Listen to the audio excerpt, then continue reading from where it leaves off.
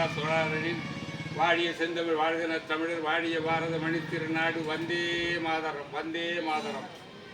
இன்று மகாகவி பாரதியினுடைய 143வது பிறந்த நாளை பற்றி கோயல்மொழி புலவர் கோவிந்தசாமி ஐயா வீட்டில் எந்த தவறினாலும் தவறும் எல்லா தலைவர்களும் பிறந்த நாளை அற்புதமாக கொண்டாடி வருகிற நல்ல மனிதர் அவர்கள் இந்த குழந்தைகளை எல்லாம் வரவழைத்திருக்கிறார்.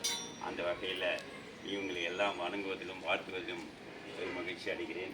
இந்த மகாகவி பிறந்த நாளினுடைய விடுதலை போராட்டத்திற்காக தன்னுடைய வீர கவிதைகளை எல்லாம் எழுதி தேசப்பற்றை ஊட்டியவர். இவருக்கு என்னன்னு கேட்டிங்கன்னா, இவர் கேட்டாங்க, ஒரு கேள்வி தான் கேட்டார், உனக்கு என்ன தொழில்னு கேட்கும்போது அவர் சொன்னார், என்னுடைய தொழில் இனிமேல் பொழுதும் சோறாக கவிதை கவிதை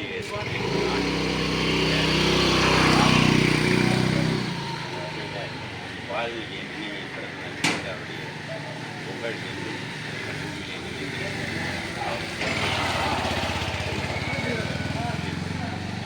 வாழ்க்கைக்கு நன்றி பாராட்டி விடைபெறுகிறேன். மாணவ செல்வங்களுக்கு ஒரு வணக்கத்தோடு வாழ்த்தோடு சொல்லுகிறேன்.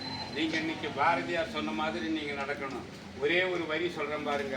அச்சம் தவிர ஆண்மை தவறு, எழுத்து நிகழ்ச்சி, ஈகை திறன், உடலினை உறுதி செய், உண்மிகு விரும்பு, எண்ணுவது உயர்வு, ஏறுபோல் நட, ஐம்பொறி ஆட்சிகள். இந்த பெண்கள் எப்படி மம்தா பானர்ஜி மாதிரி உனக்கு தைரியமாக இருந்தால் என்ன கைது பண்ணுற மாதிரி பெண்கள்லாம் வீரம் இருக்க பெண்களாக இருக்கணும், கோழையாக இருக்கக்கூடாது. பாரதம் சொல்றார், பாரதகம் செய்வோம். சரி, வாழ்க வாழ்க வாழ்க பாரதி, வாழ்க பாரதி, வாழ்க.